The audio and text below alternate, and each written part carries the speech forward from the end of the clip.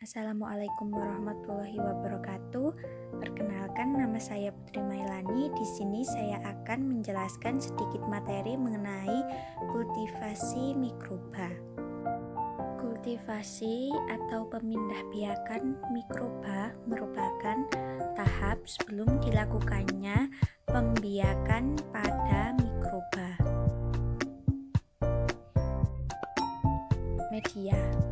Media merupakan kumpulan zat organik maupun zat anorganik yang digunakan untuk menumbuhkan mikroba dengan persyaratan mengandung bahan nutrisi dan suasana lingkungan yang sesuai sehingga mikroba dapat tumbuh. Beberapa faktor yang mempengaruhi medium antara lain suhu, pH, dan tekanan osmotik. Ketiganya harus sesuai dengan yang dibutuhkan mikroba sehingga mikroba dapat tumbuh dengan baik. Langkah-langkah dalam melakukan kultivasi atau pemindahbiakan mikroba antara lain melakukan sterilisasi terlebih dahulu, selanjutnya dilakukan proses inokulasi atau penanaman bakteri atau mikroba ke dalam media. Sterilisasi merupakan proses mematikan semua mikroorganisme yang hidup. Proses sterilisasi bertujuan untuk menghindari kontaminasi mikroba atau bakteri yang non-target. Sterilisasi dilakukan terhadap alat serta bahan yang akan digunakan dalam kultivasi mikroba.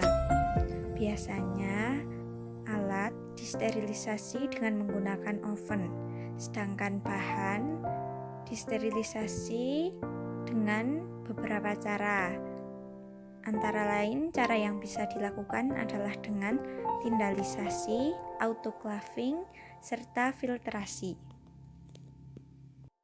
Inokulasi merupakan suatu proses penanaman bakteri ke dalam media tanam.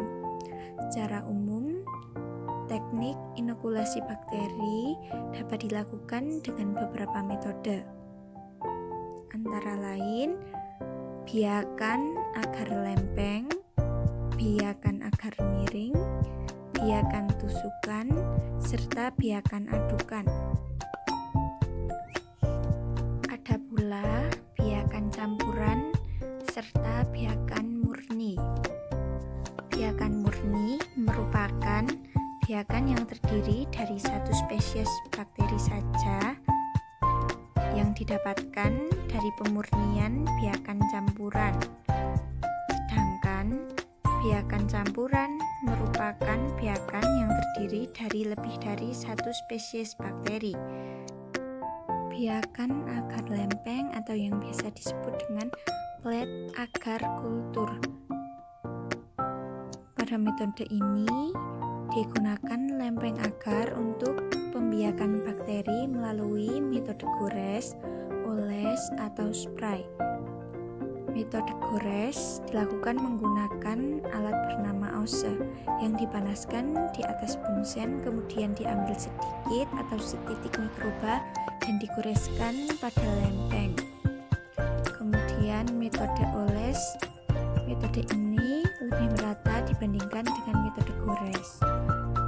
Metode oles dilakukan dengan cara menggunakan cotton yang sudah disterilisasi, kemudian dioleskan mikroba secara merata pada permukaan lempeng agar. Kemudian metode plate agar kultur atau gabungan antara metode goresan atau metode oles dengan menggunakan lempeng agar. Akan tetapi pada plate agar kultur harus diberikan batas yang jelas antara kedua metode. Selanjutnya adalah biakan agar miring.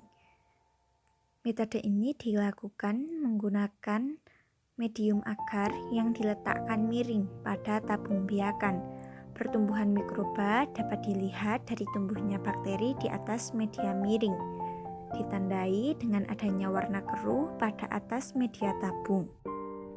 Kemudian, metode inokulasi bakteri juga bisa dilakukan dengan cara biakan tusukan.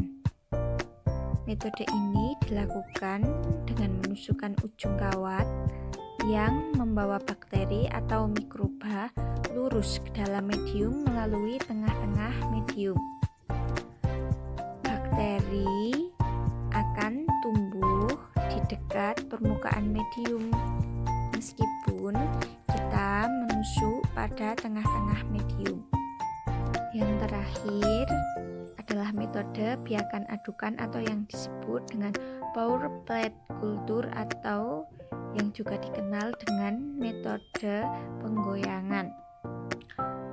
Biasanya bakteri dicampurkan terlebih dahulu dengan medianya pada suhu 45-50 derajat Celcius. Kemudian campuran dituang dalam cawan petri untuk dilakukan pemadatan dengan teknik penggoyangan membentuk angka 8. Tujuannya agar tersebar secara merata dan pemadatan yang terjadi juga rata. Kemudian mikroba diinkubasi sampai mulai terbentuk koloni, biasanya dengan suhu 37 derajat Celcius selama 24 jam. Terima kasih telah menyaksikan video saya. Apabila banyak kekurangan, saya mohon maaf. Wassalamualaikum